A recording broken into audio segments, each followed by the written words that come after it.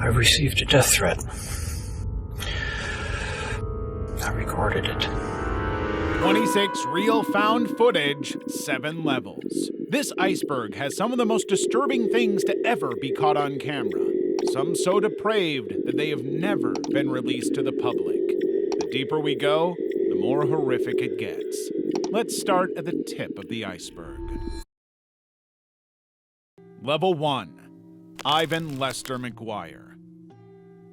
35-year-old Ivan Lester McGuire was a seasoned skydiver known for his adventurous spirit. His love for skydiving led him to become a prominent figure in the community with more than 800 jumps under his belt. Tragically, Ivan's life came to a sudden end on April 2nd, 1988, while he was doing what he loved. He was on his third jump of the day at the Franklin County Sports Parachute Center in Lewisburg, North Carolina. He was filming a first-time student and an instructor jump for a promotional video, a seemingly routine task for him, but it would turn out to be his last. The video equipment in his backpack captured Ivan's leap from the plane at an altitude of 10,500 feet. As he free fell down to the ground, he focused on getting footage of the tandem jump. He was so focused that he didn't realize that he had forgotten one very vital thing: his parachute. The footage captured the tragic moment Ivan realized he had made a costly mistake. The video cuts out before he hit the ground. Ivan's body was later found in the woods, and his death was ruled a freak accident. Eliza Lamb's death.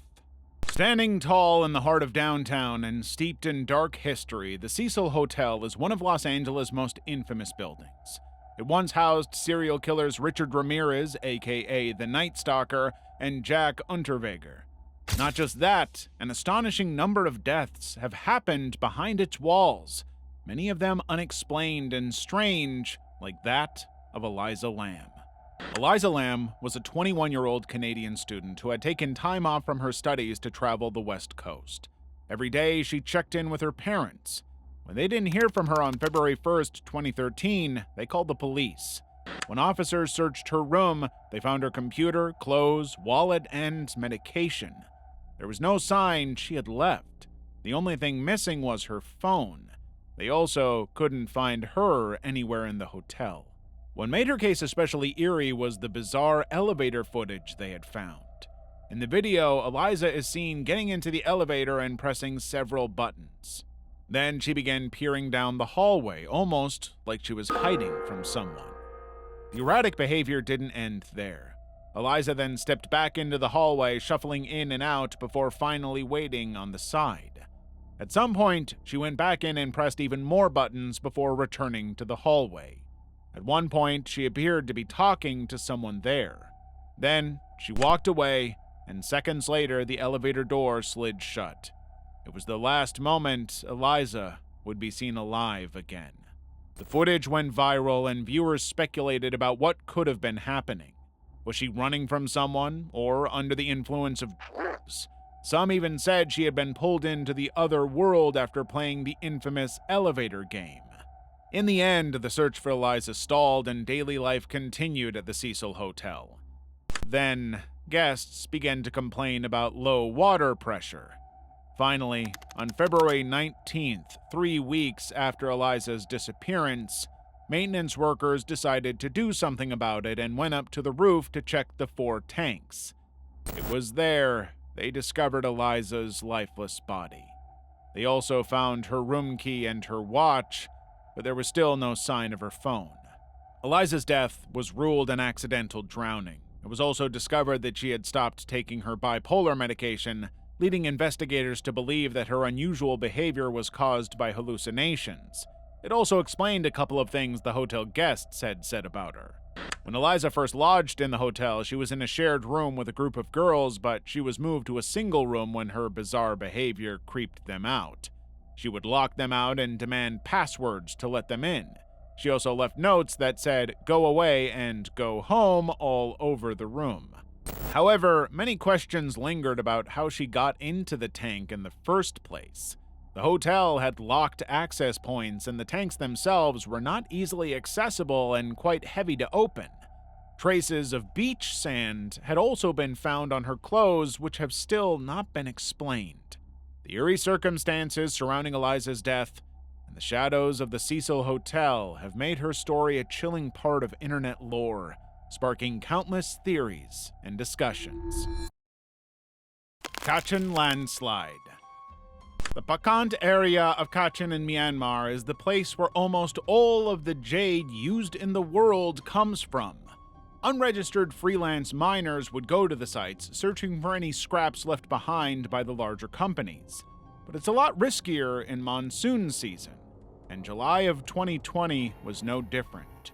On July 1st, a warning had been issued against mining because of heavy rainfall, but suddenly, the ground beneath them began to shift.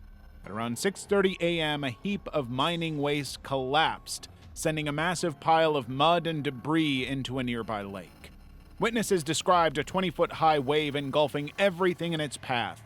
In mere moments, hundreds of miners were buried alive beneath the mass before they even knew what had happened. Rescue efforts began, and emergency responders worked tirelessly to save lives. But as they pulled out body after body, the grim reality of the situation set in. Many of the miners would not be found alive. In the end, the death toll reached 174, and more than 100 would never be found. An unsettling reminder that while the jade industry continued to thrive, the human cost is buried in the rubble of Pakant. Level 2. Nepal Earthquake. On April 25, 2015, the ground beneath Nepal began to tremble, and in an instant, everything changed. The day had started like any other in the bustling city of Kathmandu. People filled the streets, vendors shouted out their wares, and the aroma of street food wafted through the air. Then, just before noon, there was a deep rumbling, buildings swayed, and the ground cracked open as people ran for cover. The epicenter of the earthquake was near Lamjung, but the impact was felt across the entire region. Ancient temples crumbled, like the famous Darahara Tower, once a proud sentinel of the city, leaving behind a mound of rubble. When the dust settled, the country was plunged into a state of emergency as rescue efforts began to save people who were trapped under the debris. Aftershocks continued to rattle the ground, keeping everyone on edge. The earthquake claimed 9,000 lives, not just in Nepal, but also in China, Bangladesh, and India. It also triggered an avalanche on Mount Everest that would take 19 lives. A decade later, many survivors have still not recovered from what they experienced that day.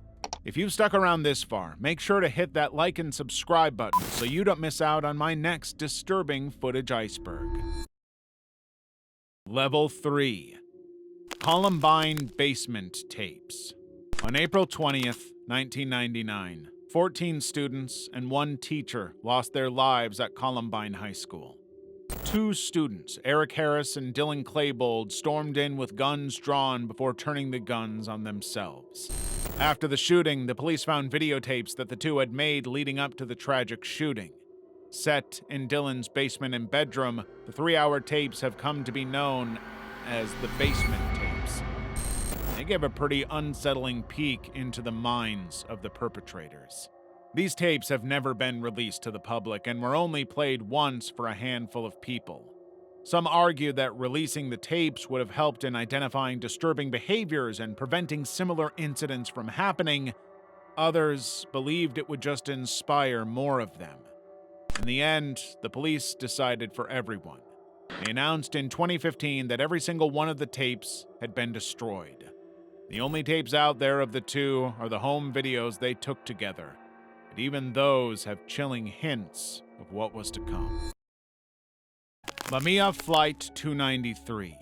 On November 28, 2016, excitement filled the air as the Chapecoense soccer team boarded Lamia Flight 293. They were headed to Medellin, Colombia, for the biggest match of their lives, the Copa Sudamericana Finals. The players were buzzing with anticipation, sharing laughs, posting selfies on social media, and capturing the moment on their phones. "Can't wait to make history," one player wrote. accompanied by a photo of the clouds below. Little did they know that this flight would be their last. Phone footage captured the moment the cockpit dropped the first clue that something was wrong. Actually got brown, if you like, towards the rear of aircraft. That should be white, so it suggests there has been quite a bit of smoke, potentially maybe some fire as well. This was the last footage captured on the plane. The passengers didn't know it, but the plane didn't have enough fuel to handle the journey they were taking. As the plane approached Medellin, it began to struggle to stay aloft. Fuel levels continued to drop, then mere seconds before it would hit empty, the pilot told air control that he needed to make an emergency landing. But it was too late. Minutes later, the plane crashed into the side of a mountain. Of the 77 people on board, only 6 survived, wiping out 19 players as well as the manager and most of the coaching staff. The dreams of the Brazilian soccer club died with them that day. Stockton arsonist.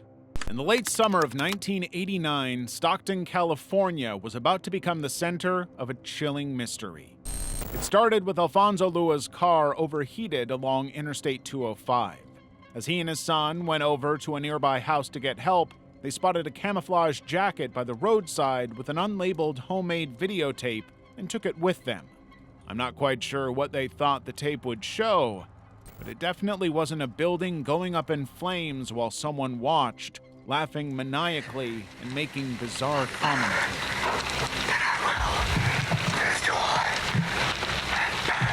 They immediately turned it over to the police, who quickly concluded that whoever made the tape had likely set the fire. Police returned to the house and found even more curious objects, like a wooden pestle often used in satanic rituals and a ceramic skull. They suspected that the arsonist might be involved in occult practices, but that's where the clues ended. They had no idea where the tape was recorded or whose house it was. As if that wasn't bad enough, newspaper clippings in the tape suggested the arsonist had been involved in at least 10 other fires. The case went cold till 1990, when the tapes were aired on the show Unsolved Mysteries. Tips poured in from viewers who recognized the burning house. It was located in Redwood City and was under construction at the time of fire. One caller pointed out that she had a 17-year-old neighbor called Omar, who then pointed police to a 19-year-old who eventually confessed to the crime. When the police searched the 19-year-old's home, they found many disturbing items. They found him just in time. Because of their age, both were tried as minors. One ended up serving time in juvenile hall, while the other was committed to a state mental hospital. Level 4. Station Fire Nightclub. It was the night of February 20th, 2003, and the Station nightclub in West Warwick, Rhode Island was packed with a happy crowd. The 80s rock band Great White was going to perform, and they were starting with their usual opener, Desert Moon. The group's manager, Daniel Bichelle, wanted a pyrotechnic display to accompany the song. But when he set it off, fans started screaming for a reason he never saw coming.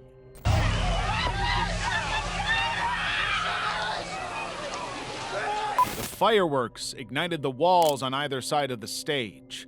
At first, the audience thought it was part of the show, but then the flames spread to the highly flammable soundproofing foam that lined the walls and ceiling of the club. That's when the fire alarm went off. Panic set in, and even though the club had 4 exits, most people rushed through the narrow hallway they had come in through. The first few people got out okay, but behind them, the flames intensified and the hallway quickly became blocked. The terrified crowd pushed harder against one another, making escape that much more difficult. Barely 5 minutes after Daniel set off the pyrotechnics, the entire club was up in flames. The aftermath was heart-wrenching. 100 people lost their lives that night, either from smoke inhalation, severe burns, or being trampled. One of them was Great White's lead guitarist, Ty Longley. In the wake of the tragedy, investigations revealed several significant safety violations that inspectors had overlooked, like the flammable insulation foam and lack of a sprinkler system. The fallout was immense. Daniel Bichelle, the band's manager who authorized the pyrotechnics, pled guilty to involuntary manslaughter and served 2 years in prison. The club's owners, Jeffrey and Michael Durdurian, were also tried, receiving suspended sentences and serving time for their roles in the disaster. Mountain climbers' last footage. It was June of 2019, and authorities had recovered the bodies of 7 climbers on an unscaled peak in the Indian Himalayas. The group had been attempting to climb India's second highest peak, Nanda Devi, but there was still one person missing, 64-year-old Martin Moran, a veteran climber and the leader of the mountaineering expedition. But as they searched for him, they found a haunting GoPro camera. The footage was less than 2 minutes long and held the secret of the climbers' last moments. The day before, Martin had radioed in that they had successfully established a higher base camp and planned to make their summit attempt the following day. The camera captured the climbers as they slowly walked across a precarious snow ridge. Suddenly, there was a loud sound and the video stopped. The official story is that moments after this footage was captured, the ridge collapsed under their collective weight, triggering the avalanche that would end their lives. Martin Moran's body has never been found. The disappearance of Sophia McKenna and Spencer Mugford. 21-year-old Sophia McKenna was out sailing on Memorial Day weekend 2018 with her friend, 20-year-old Spencer Mugford. They had set off in a 14-foot sailboat with a plan to paddle to New London Ledge Lighthouse, a popular spot that was rumored to be haunted by the ghost of the lighthouse keeper.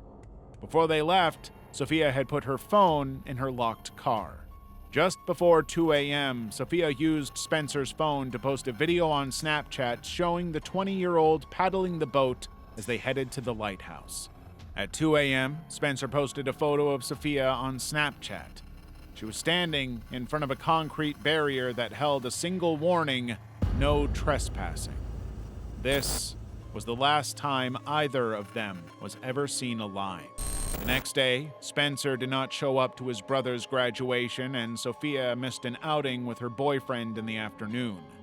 He contacted Sophia's mother, Michelle, to find out if she had heard from her. That's when Michelle remembered some odd notifications from the night before. 7 missed calls from an unknown number, all made in under 4 minutes. But when she called the number back, it went to Spencer's voicemail. Spencer didn't have Sophia's mother's number, so she soon realized that Sophia must have been the one who made those calls. That's when both families realized something was seriously wrong and contacted the police. Police searched the last location they had shared on Snapchat. Within days, their 14-foot boat was found washed up on a beach, and a week later, a fisherman found Spencer's body 4.5 miles away from the lighthouse. An autopsy would rule his death an accidental drowning. Investigators believe the two had somehow fallen into the frigid water and lost their lives. Sophia's body has never been found, leading many to speculate about what could have happened. Why had she called her mother 7 times but never once called 911? And why didn't she leave a message? Level 5. Ricky Rodriguez. On January 25, 1975, Karen Zerbe and David Berg welcomed her son Ricky Rodriguez into the world. But Ricky was not a regular child. He had been born into the notorious cult, the Children of God, aka the Family. The cult was started in the 60s by David Berg, based on a bizarre mix of end-time prophecies, and free love was encouraged, regardless of age. This was the world Ricky was born into, and David Berg believed that not only was he a future leader of the cult, but he was also the chosen one. Ricky's childhood was far from regular. A 762-page pamphlet, commonly referred to as the Davidito book, showed a disturbing glimpse into what growing up had been like for the future Messiah at the hands of his adult nannies. In 1994, the cult began receiving allegations of misconduct. In response, They turned over a new leaf, issuing apologies for many of their beliefs, especially the ones involving children.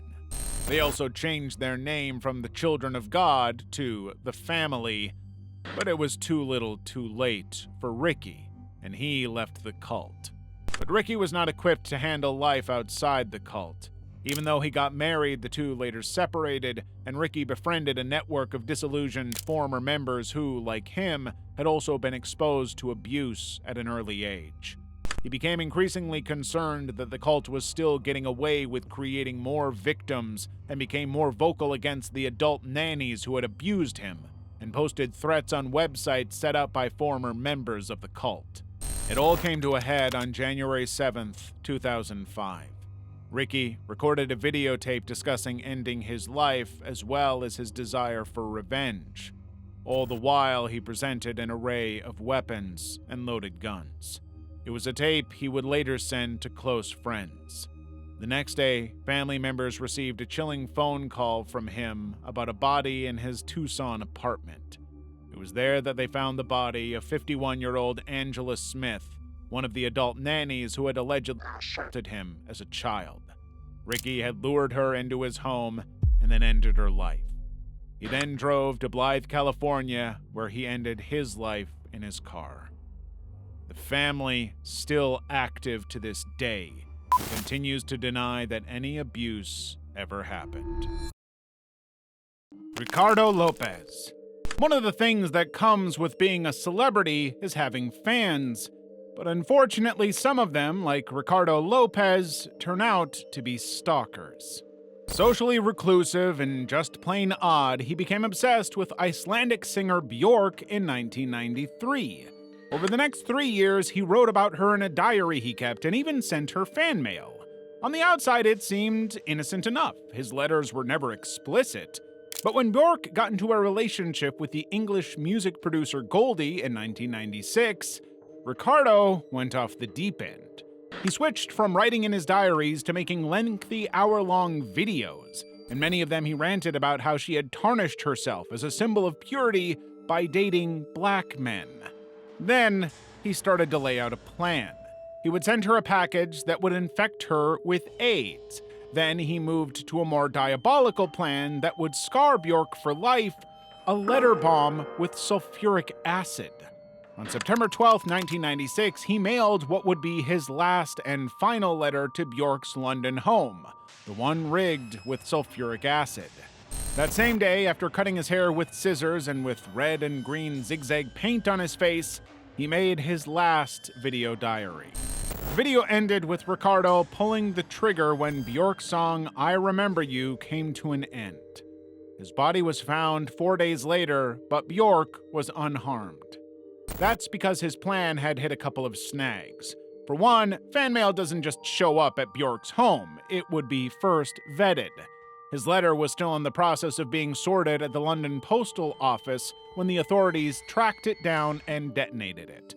Unlike many videos of people offing themselves, Ricardo's last tape and all his other videotapes are lurking online. It turns out the Hollywood Police Department's records unit had sold copies discreetly. While a lot of these YouTube channels have since been taken down, the video diaries are still out there, but none of his diaries have ever been released. Killing of Eric Garner.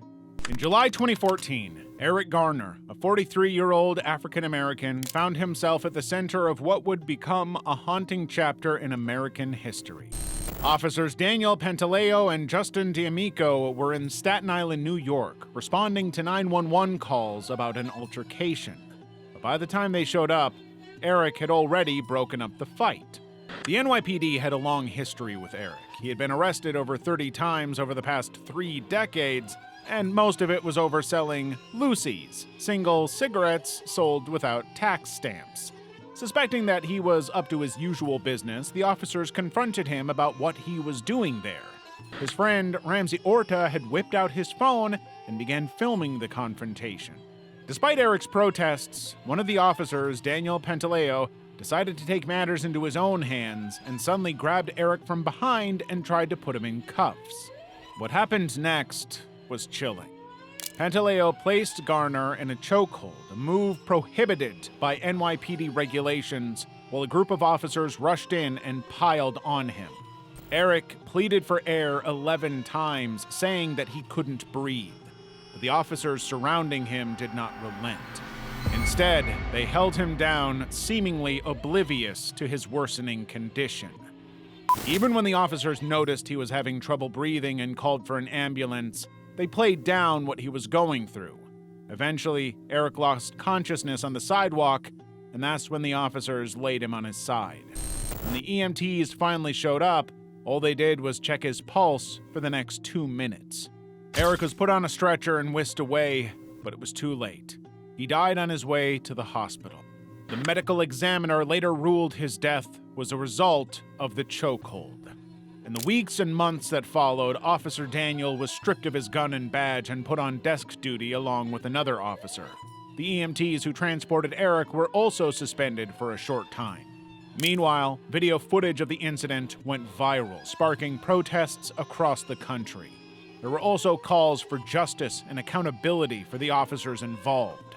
However, when a grand jury decided not to indict Officer Daniel, the frustration only grew. More people took to the streets in solidarity, many chanting Eric's last haunting words, "I can't breathe." Meanwhile, Ramsey Orta, the man who had filmed the entire incident, was getting harassed by the police. He was arrested on a weapons charge the day after Eric's death was ruled a homicide. Even behind bars, he wasn't safe. One time, he and a group of other prisoners got sick after rat poison was put in their food. None of them was taken to the infirmary.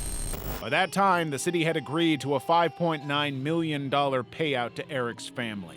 It had also gotten out that Officer Daniel had been investigated for misconduct 7 times in the past 5 years. Despite his history, it took 5 more years before the NYPD even fired Daniel Pantaleo. Killing of Jada Agasultan. On June 12, 2009, it was announced that Iran's incumbent president Mahmoud Ahmadinejad won election by over 60%. The news didn't go down well with the Iranian people. There had been many reports of irregularities during the election, including accusations of rigging and vote manipulation. That very night, thousands of people took to the streets protesting the result of the election. In response to the protests, police and paramilitary forces were ordered to suppress protesters any way that they could, no matter how violent. This decision would lead to dire consequences. On the 10th day of the protest, 26-year-old Jada Agasultan was driving to the protest ground with her music teacher. A philosophy student and an aspiring musician, she had never really gotten involved in politics before. They got held up in traffic about 1 kilometer from the protest ground, so they decided to leave the car. Jada was walking with her teacher when they heard a shot. In the next moment, Jada fell to the ground with a scream. A doctor rushed to save her, but couldn't. According to him, whoever aimed at her was determined to end her life, and 2 minutes later, they got their wish. Jada was dead. The crowd quickly found the man who shot her and identified him as a member of the Basij government militia. The footage of Jada's death was captured on a mobile phone video and broadcast around the world, sparking outrage. In response, the government ordered her family to carry out an immediate burial, didn't allow them to mourn, and prohibited anyone from holding memorial services for her. Her grave was desecrated, and they even put out arrest warrants for eyewitnesses, including the doctor who had tried to save her. He soon left the country. It was clear that the government's biggest fear was of Jada becoming a martyr or a face of the movement. Their fears were confirmed when Jada was named Person of the Year by Britain's Times newspaper. By then, her face had become a symbol of the resistance to the Iranian clampdown on protests, appearing on placards. Level 6. Chris Watts. It was August 13th, 2018, and Nicole Atkinson had just called the police. Her friend Shannon Watts had missed a business meeting and wasn't responding to calls and texts. She had also learned that Shannon had not shown up at her scheduled antenatal appointment. The alarm bells really started going off when Nicole went over to the home and her knocks went unanswered. Not long after, her husband Chris showed up and allowed the cops to search the house. They found the family dog, but no sign of Shannon. Her purse, phone, and her wedding ring were left behind, raising more questions. But most disturbingly, there was also no sign of the couple's two daughters, Bella and Celeste. Her husband took to the airwaves, appearing on interviews on multiple news channels, pleading for the safe return of his family. When the police questioned him, he insisted that he hadn't seen Shannon since 5 a.m. of the previous day.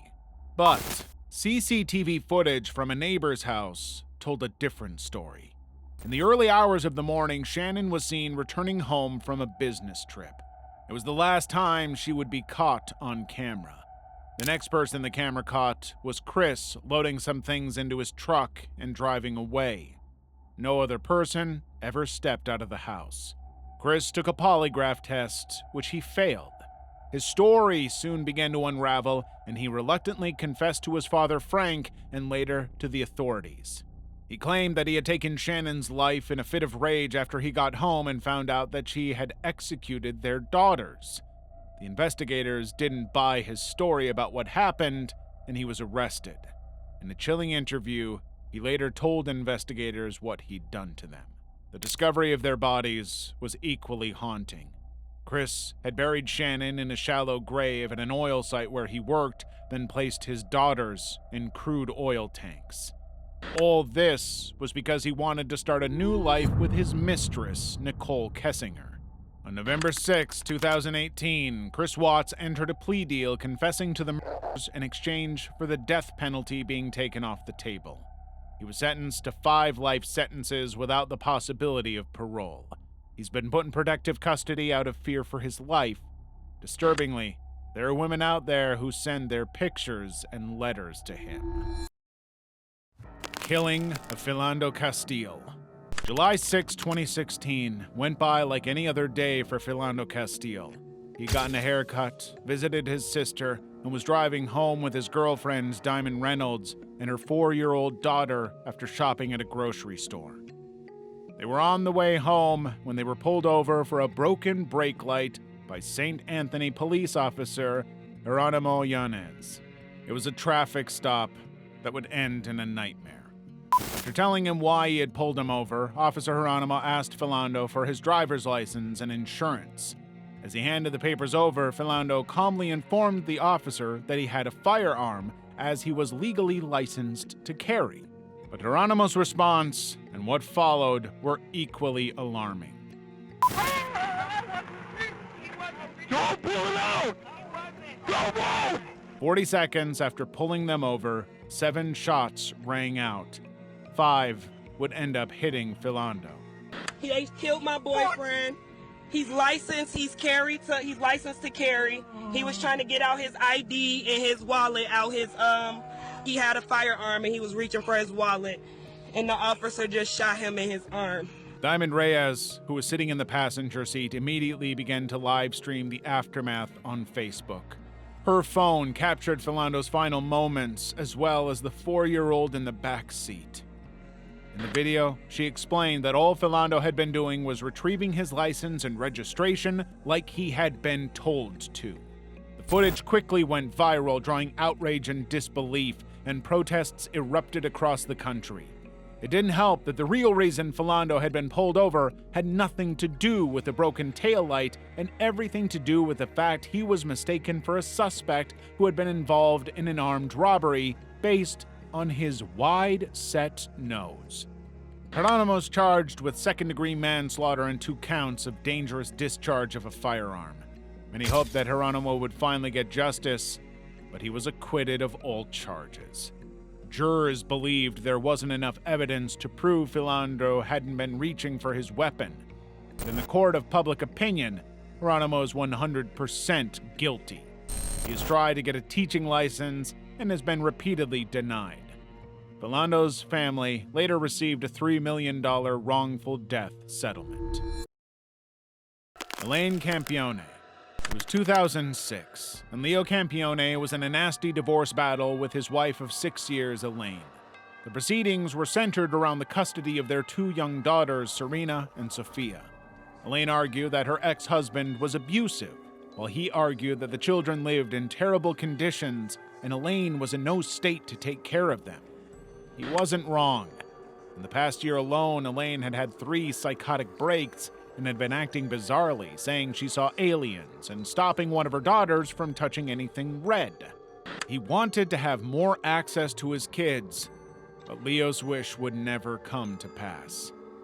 On October 4th, just 1 week after he had made his request and a few days before a scheduled family court hearing, the police received an alarming call from Elaine, calmly telling them that her daughters' lives had ended.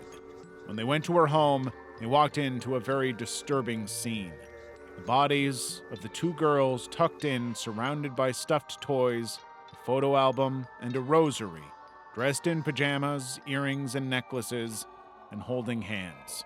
In the same room, they found a videotape that told them all they needed to know. The earlier part of the video starts with Elaine singing the birthday song to Serena. Then it switches to the night of their deaths and shows Elaine filming her daughters and talking with them. Tape also captures her talking about her former husband's allegations. After that, it cuts to the kids again. When the tape picks up, Elaine is alone in the shot, accusing him of trying to take her children. After executing them on camera, she launched into another tirade. The video skips to Elaine admitting to trying unsuccessfully to end her own life. Elaine was arrested and charged with both deaths. At trial, her defense argued that she was not guilty by reason of insanity and her husband had been abusive and that she was also a victim of a different assault. But the jury did not believe this was enough to excuse what she had done, and she was sentenced to 25 years to life. Anatoly Slyuko. When 11-year-old Andrei went missing in Nevinomysk, southern Russia, in 1975, his mother's suspicions immediately fell on 37-year-old Anatoly Slyuko. He was known to make video recordings in the nearby forest, and her son had told her he would be attending one of them before his disappearance. But the police didn't look into him. Anatoly was well known for his efforts to educate and entertain the local youth through his youth club, Chergid. He'd won awards as a local filmmaker and even had the title of Honored Teacher of the Soviet Union. There was no way such a man could be involved in the young boy's disappearance. Years passed, and more boys disappeared in the area without a trace. The police would tell the parents that the boys were runaways and would later return, but they never did. When Sergei Pavlov disappeared in 1985, prosecutor Tamara Longaeva learned that he was going to meet the leader of Chergid before he disappeared. It was a story that had come up with many of the boys who had gone missing. They either attended Anatoly's club or disappeared after saying they were going to take part in the movies he filmed. She questioned the members and quickly found a disturbing trend. Many of the boys had agreed to be hanged till they lost consciousness for Anatoly's homemade movies. He promised to retrieve them immediately. They showed up, and he would give them brand new Boy Scout uniforms to wear, shine their shoes, and begin, but they would never remember what happened after. This was enough for the prosecutor to get the police involved. During a search of Anatoly's youth club, the officers found several photos and films showing not just hangings, but Anatoly performing obscene acts on the boys. A few of them appeared lifeless. They also found several pairs of shoes belonging to victims that had been cut in two, trophies he had kept, as well as the knives he used. Anatoly was arrested and would later confess to 43 hangings, 7 of which ended in deaths. Shockingly, it was the only reason he had started the club, to lure boys in so he could get content for all his disturbing fetishes. It had been going on for over 2 decades. In 1985, Anatoly was executed. Level 7 of Haley Kiefer and Nicholas Brady. It was the day after Thanksgiving of 2012. The Morrison County Sheriff's Office received a call from 64-year-old Byron David Smith, telling them he had taken out 2 burglars who had broken into his home. The police would find the bodies of 18-year-old Haley Kiefer and her cousin, 17-year-old Nicholas Brady, in the basement wrapped in a tarp. They also got evidence that the 2 had broken into multiple houses in the area, including Byron's previously. According to Minnesota law, you have the right to use deadly force if you feel your life is in danger. Yet Byron would end up behind bars in an orange jumpsuit. It was all down to what happened in the house. Their first red flag was finding not 1 or 2, but all the light bulbs in the basement had been removed.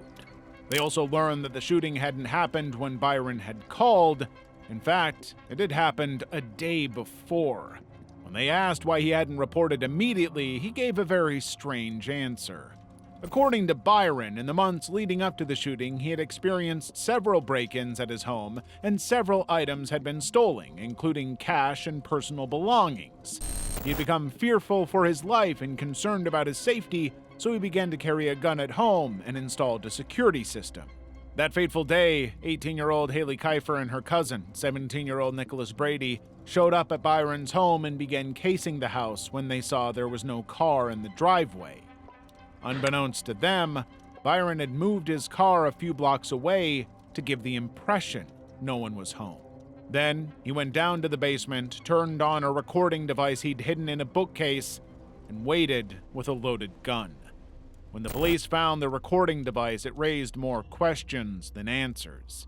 The tape cut a 6-hour recording, which included Byron calling them names, saying where he would make the fatal shot, even before Nicholas had broken into the house. When the moment came, he whispered, "You're dead," after taking the final shot.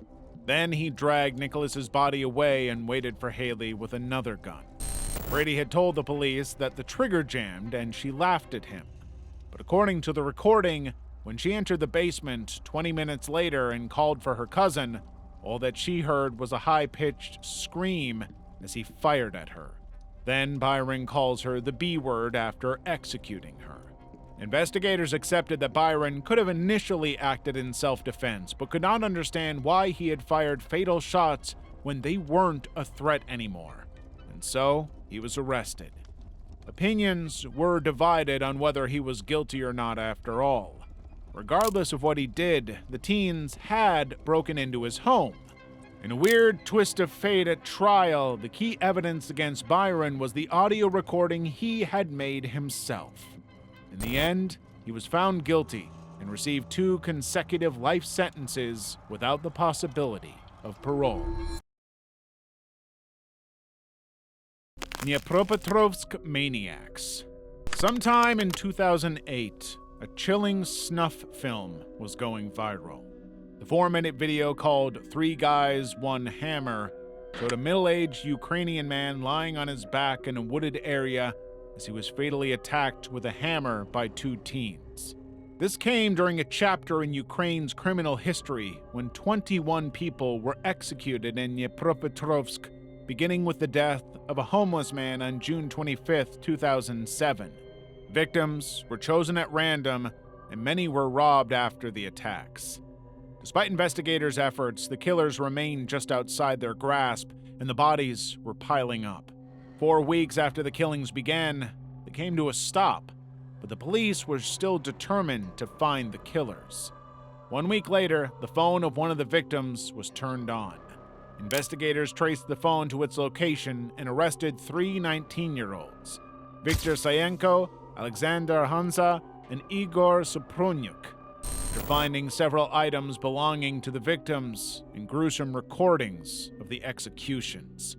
All 3 had been born to wealthy and influential parents and turned to lives of crime before deciding to end people's lives for the thrill of it. Before they were caught, they had taken the lives of 21 people in the most horrific ways imaginable, all while photographing or even videotaping their crimes. There were even a few where they displayed the corpse of an animal and made obscene signs at graves. This would become the evidence needed to seal their fates. Victor and Igor were given life sentences, while Alexander got away with 9 years because he didn't participate in the actual killings. They were behind bars when the only video of their crimes, 3 guys, 1 hammer, was posted on a gore site. It is still one of the darkest pieces of real found footage out there.